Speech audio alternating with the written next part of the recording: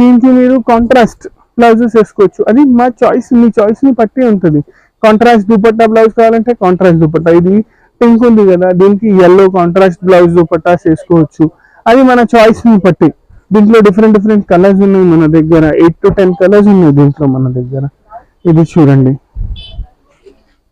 ఇది వచ్చేసి రెడ్, దీనికి golden dupatta. Different types of dupattas ఉన్నాయి మన దగ్గర, రెడీ దుపట్టాస్ ఉన్నాయి, మెటీరియల్ లో దుపట్టాస్ ఉన్నాయి. ఇది చూడండి,